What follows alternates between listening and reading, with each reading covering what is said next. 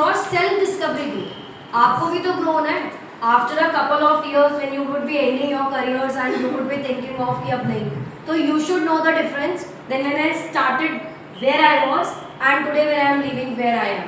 So that whole is your whole journey, and that comes when you open up for the new things, for the new like what Ma'am has said, that you can go with the new habits of reading books or dancing or something that gives you some upgradation, some better person.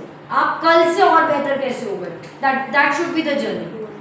हम सब जिस दिन हमने start किया था, हम सबका profession first profession teaching नहीं था, राइट? हम सब ने chosen profession. Why we have chosen this? Because we were not having any other profession. Beggars can't be choosers. Very nice. I just shared also. मेरी मम्मी ने मुझे groom ही ऐसे किया था कि टीचर ही सबसे अच्छा होता है. So I always wanted to be a teacher, and I am a teacher, and I am proud of being. Very nice. Clap for ma'am.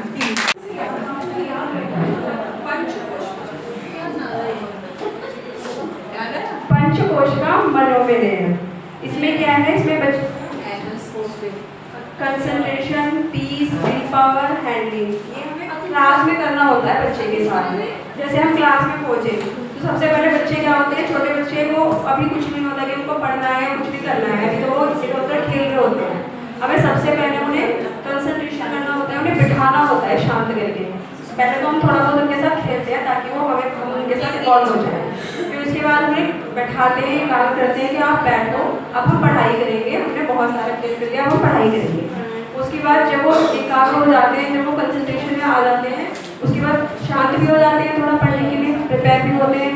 फिर हम उनकी इच्छा जागृत करते हैं, आपको पढ़ना है, आप पढ़ोगे तो आप आगे बढ़ोगे, फिर आगे वाली क्लास में जाओगे. इस तरह से हमें उनकी विल पावर मजबूत करनी होती है कि हाँ आपको पढ़ोगे तो आपको क्या बेनिफिट्स होंगे उससे. उसके बाद उसका आगे का उनके जो भाव होते हैं, उनके जो इमोशंस होते हैं, तो कोई बच्चा खुश होता है, कोई बच्चा डर रहा होता है, किसी बच्चे को सीखना होता है ज़्यादा.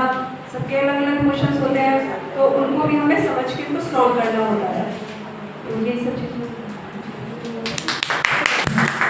Next group can come. अच्छा, before the next group comes, can anyone tell me what is the concentration level on an average humans का? What is the how many minutes a person can concentrate? एक average आदमी कितनी देर के लिए concentrate कर सकता है? half an hour. Guess तो कर सकते हो आप लोग. 20 to 30 minutes. 1 hour. Okay. half an hour. ये ग्रुप रेडी है, मैं बुलाने वाली हूँ. On an average, as per the research work, a human can concentrate not more than 21 minutes. और जिन बच्चों के साथ आप डील कर रहे हो उनका कंसंट्रेशन लेवल 5 मिनट्स है. जितने छोटे बच्चे हैं आज की डेट में Gen Z, they can not concentrate more than 5 minutes. हम कंसंट्रेट कर लेंगे 21 मिनट्स, वो नहीं कर सकते. ये दिमाग में रह के आपको प्लान करना है. मैम क्विकली कम आ जाइए जल्दी से. एक period on an average 40 minutes का होता है. सो प्लानिंग योर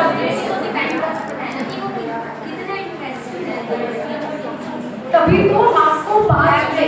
आप अगर 20 मिनट्स तक बोलते रहोगे, इसलिए बताया गया कि अगर मैं 20 मिनट तक बोल रही हूँ या मैम 20 मिनट तक बोल रही हूँ, आपको समझ नहीं आएगा. हर 5-10 मिनट के बाद हमें चेंज करना पड़ेगा, तब आपको वो चीज़ ज़्यादा समझ में आएगी. हाँ जी ma'am, you are adding something.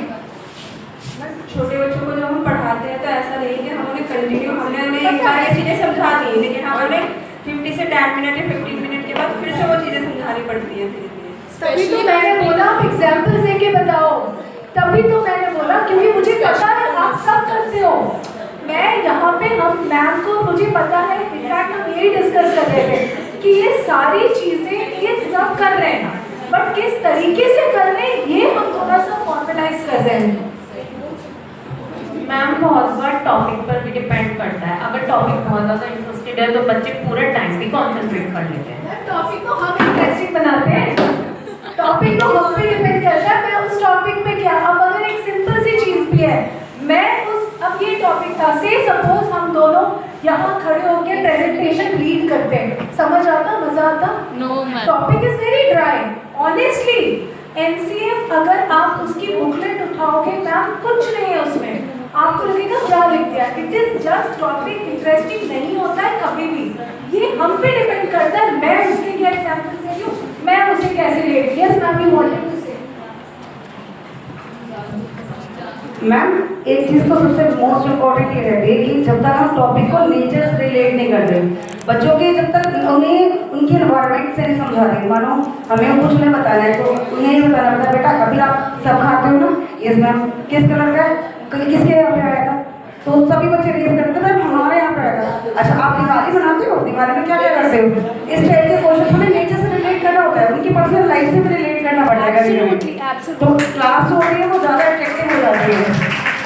Probing questions, these are all your probing questions. Ma'am यही तो होता है कि जो अभी हम लेसन प्लान बनाते हैं ना उसमें यही तो दिया जाता है कि जो हम स्टार्टिंग क्वेश्चन लेते हैं वो इसी टाइप के 5 से 6 क्वेश्चन लेते हैं कि जिससे उस टॉपिक को इंटरेस्टिंग बनाया जा सके। यही that is why I told आप एग्जाम्पल्स लो रहे हैं यहाँ पे, जब आप यही चीज़ बता रहे हो आप सबको आता है, अब आप सब बोल रहे हो क्योंकि मैं अब आपको प्रोब कर रही हूँ, मैं आपको पूछ रही हूँ, तब आप लोगों ने बोलना स्टार्ट किया। मैंने आपको इनिशियली हम लोगों ने बोला कि आपने ये बोला हम बैठ गए। That is what happens. That is flip learning. How many of you do in the school, in your classroom, flip learning? कितनों को पता है flip learning क्या है? जब हम वहाँ बैठ गए और आप जो ये कर रहे हो, that is flip learning. जो बच्चा है वो आपको एक्सप्लेन करेगा। आप उस फ्लिप लर्निंग में कितना मोटिवेट करते हो, कितना आप प्रोबिंग क्वेश्चन डालते हो कि उसको ज़्यादा अच्छे से समझ में और उसको याद रहे। अब सर को मैंने 2-4 क्वेश्चन उस टाइम डाले, सर को अपनी ज़िंदगी भर याद रहेगा कि ये वर्कशॉप हुई थी और मैम ने मुझे ये क्वेश्चन पूछा था। बट अगर मैं वहाँ बैठी रहती और सर को कुछ नहीं बोलती, he would have forgotten this particular experience. Getting it? That's what you have to generate. Sorry ma'am, अब आप बोल सकते हैं। I am talking about pranayam pose and it is the second pose of sponge pose, and in this it is related with pranayam asana. और I think if we apply this on students, so we should try to कैसे exercise, हम उनको exercise कराएं daily प्राणायाम आसन। और यदि हम उनको प्राणायाम आसन कराएंगे क्लास में या कोई उनका पीरियड इस तरह का हम दे दें तो बच्चों की फिजिकल एंड मेंटल दोनों ही जो एबिलिटी है वो इम्प्रूव होंगी, उनका इंटरनल जो सिस्टम है वो इम्प्रूव करेगा। तो इस तरह से हम बच्चों के विकास में इम्प्रूवमेंट कर सकते हैं by pranayama asana. Okay ma'am, you want to add on? Ma'am yoga और हीलिंग सेशन आजकल होते हैं like during pregnancy and all, उससे क्या होता है आपकी मेंटली आप थोड़ा शांत रहते हैं और बेबी के डेवलपमेंट में भी थोड़ी हेल्प मिलती है। एंड इंटरनल ऑर्गन जो होते हैं उनके सारे डेवलप होते हैं वेल। एंड उसमें योगा करने से आपके कट, ये तो थोड़ा बड़ा कट करना, this time do a little bigger cut. अब एक और फोल्ड आप खोल दो, 6 folds, then 1 cut in the right corner, then open it, then another cut on the right corner, then again open it, और फिर एक cut on the right corner, but थोड़ा बड़ा कट। अब सब पूरा पेपर खोल दो। Now everyone open the entire sheet. सब लोग खोल दो, अपने अपने ग्रुप से ऐसे दिखाओ। सब लोग अपने अपने शीट को दिखाओ। मैं अभी ये 2 शीट्स ले रही हूँ। सपोज आप देखोगे मैम के शीट में यहाँ पे कट है, ठीक है, और मैम के शीट में यहाँ पे 2 कट्स हैं, और मैम के शीट में यहाँ पे 3 कट्स हैं, ठीक है। हम सब ने सबको सेम इंस्ट्रक्शंस, मैम की शीट दिखाती हूँ मैं, सबको सेम इंस्ट्रक्शंस, मैंने सबको सेम इंस्ट्रक्शंस दिए, बट सब लोग डिफरेंट है, right? Yes sir. Same as our children in our class. आप जब अपने बच्चों को एक चीज पढ़ाते हो, हर बच्चा हम तो टीचर हैं, हम भी सेम चीज नहीं रिपीट कर सकते, वैसे ही बच्चा कुछ और सीख के जाएगा। तो हमें